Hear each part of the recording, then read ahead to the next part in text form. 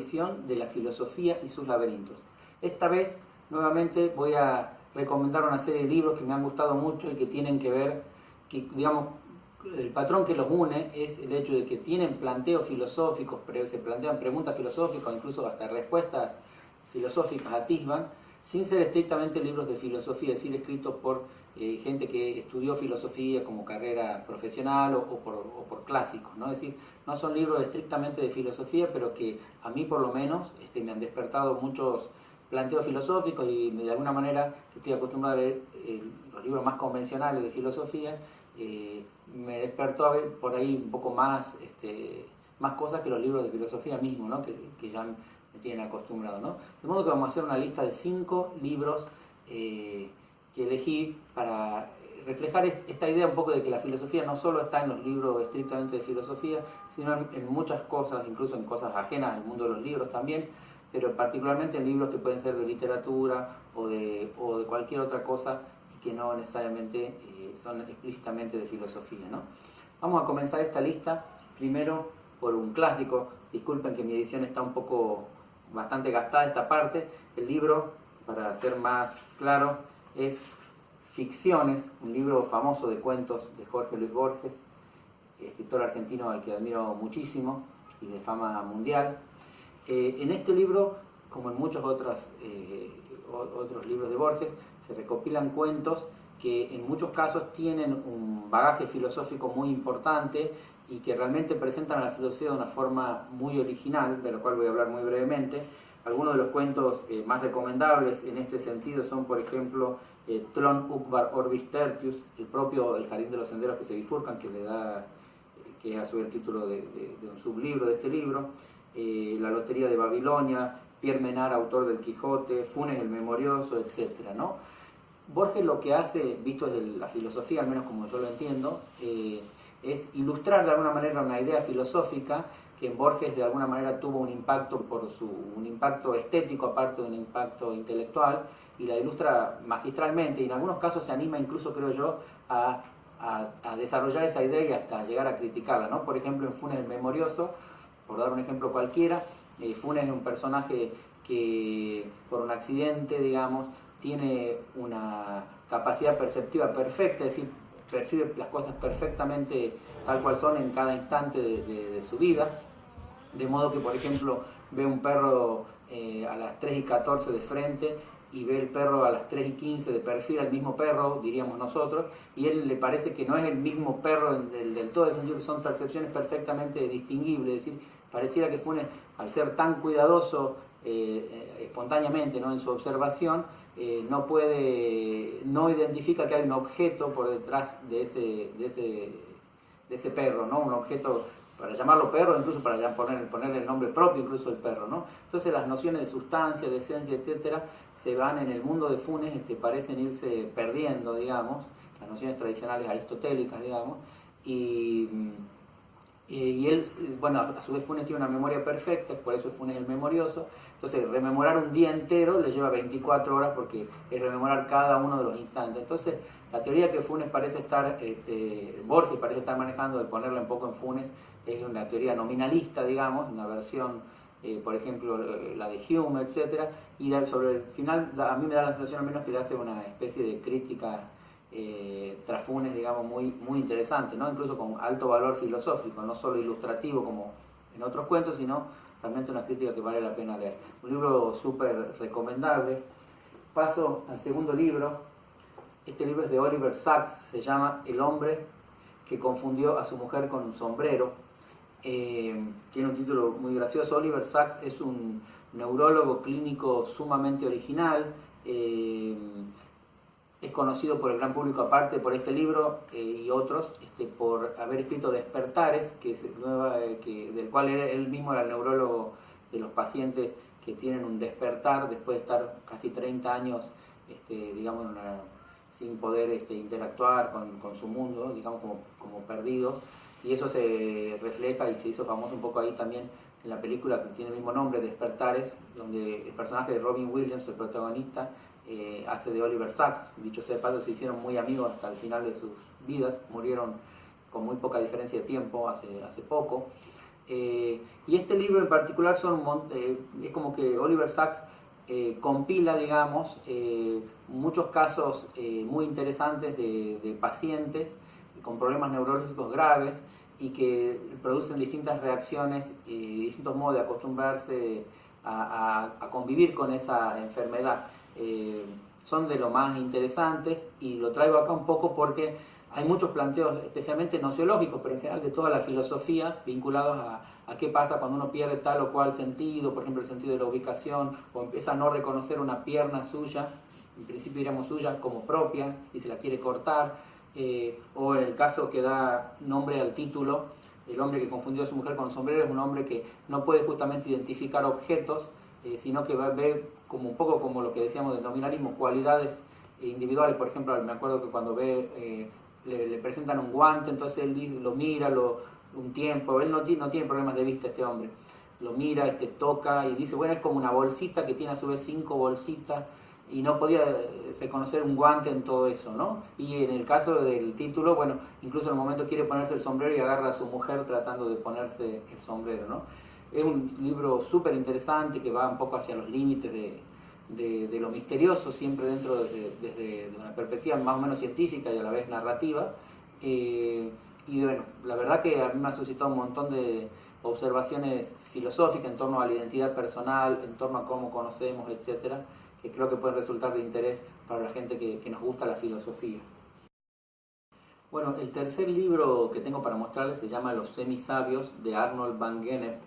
Arnold van Gennep es un antropólogo muy destacado de la primera mitad del siglo XX de Francia. Este libro no es un libro de antropología, es un libro de cuentos cómicos, diría yo. Para mí me resultó de los más graciosos. Gennep se va burlando de profesiones como la suya o cercanas a la suya, de las cuales se ve que conocía mucho, y que eran, por ejemplo, tiene un cuento sobre un antropólogo que va a una tribu africana, o sobre un tesista que tiene que hacer los estudios previos a lo que quería decir él en su tesis, y se va demorando años y años, y después va teniendo, se actualiza y esto y lo otro, termina, disculpen eso solo anticipo, muriéndose a los como 30 años después sin haber podido escribir nada, teniendo 18 millones de fichas literalmente, o de los lingüistas, arqueólogos, etc. Y la verdad que son cuentos muy logrados, se ve que realmente conocía el tema, y también se burla un poco de los premios que se dan mutuamente entre estas profesiones, y lo hace con mucha altura. La verdad que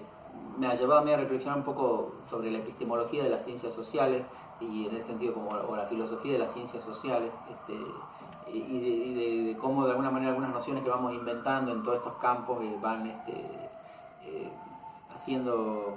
o sea, nos vamos acostumbrando a invenciones que han hecho, digamos, anteriores, y las damos por sentadas, ¿no? Acá, por ejemplo, se habla de los cuestionarios que se presentan a las tribus, y cómo, por ejemplo, en uno de los cuentos, los miembros de la tribu lo único que querían eran los premios que les daba el antropólogo, y entonces contestaban cualquier cosa, o no había forma de traducir a su lenguaje, por ejemplo, cuestiones como, por ejemplo, si las mujeres llegan virgen al matrimonio, cómo explicar qué quiere decir la virginidad en términos gestuales, da lugar a situaciones divertidas, digamos. Y bueno, y cosas más o menos así, ¿no? O aparece una persona que habla un lenguaje del todo desconocido, que nadie entiende nada, y entre lingüistas y esto y lo otro, tratan de ver qué lenguaje es, y le asignan el número 22, o sea, no entienden nada de lo que dice, pero le asignan que es el lenguaje número 22, porque entraba dentro de la clasificación que no es ni muy así ni muy asá, y bueno, y cosas así un poco absurdas, ¿no? Así que me parece un libro divertidísimo, por ahí difícil de conseguir, pero súper recomendable, Los semisabios. Otro libro que les quería traer para recomendar por estas cuestiones es un libro más bien de divulgación científica, se llama 10 teorías que conmovieron al mundo, de Leonardo Moledo y Esteban Magnani. Leonardo Moledo es uno de los grandes divulgadores de la ciencia, especialmente en Argentina, falleció hace poco, y trata lo que dice un poco el título, sobre 10 grandes teorías, por ejemplo la teoría heliocéntrica, la gravitación universal, la teoría de la combustión de Lavoisier, la teoría de la evolución de Darwin, el Big Bang, etc. Y que no son cosas, digamos, difíciles de hallar, por supuesto, ninguna de ellas individualmente, pero tiene un agregado que a mí me pareció lo más interesante, que es por un lado una especie de reconstrucción histórica bastante informal, ¿no? Pero una reconstrucción histórica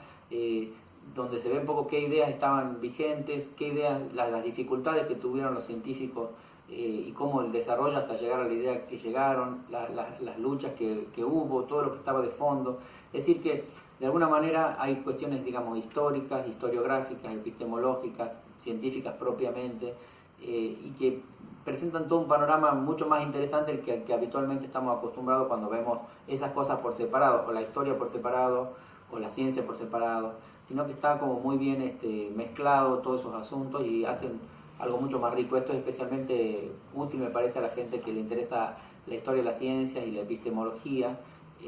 va a encontrar elementos que me parece que le pueden ser de utilidad.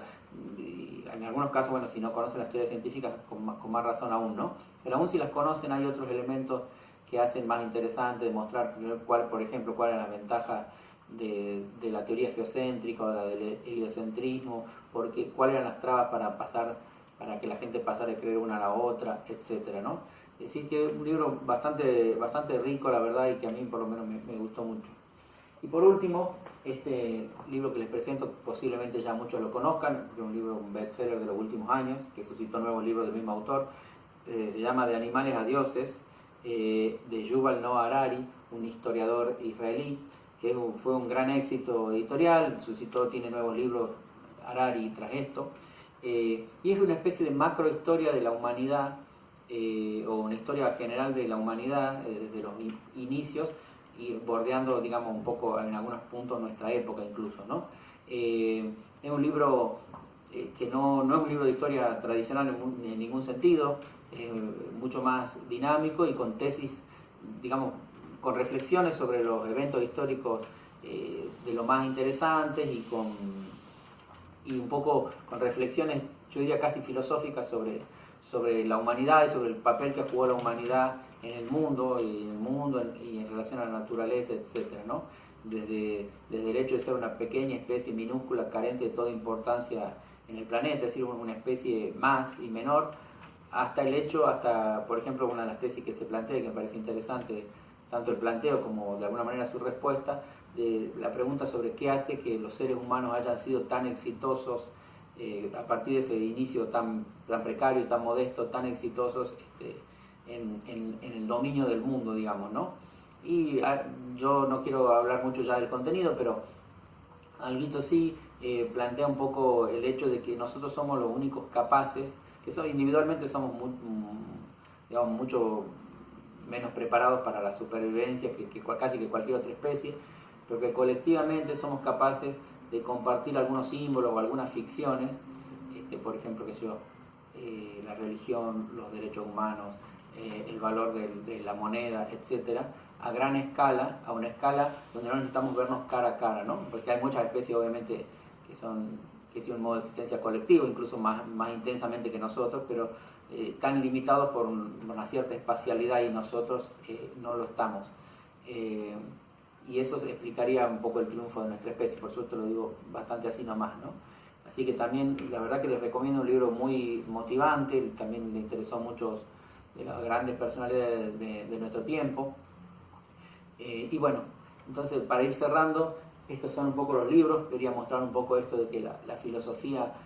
puede estar, los planteos filosóficos prácticamente pueden encontrarse en cualquier lado, no necesariamente en libros de filosofía, así que les recomiendo esas lecturas. Después me cuentan en todo caso en los mensajes qué opinan, si ya lo leyeron o de esos textos. Bueno, muchas gracias, y si les interesó el video, por favor compártanlo en redes sociales y nos vemos en una próxima ocasión.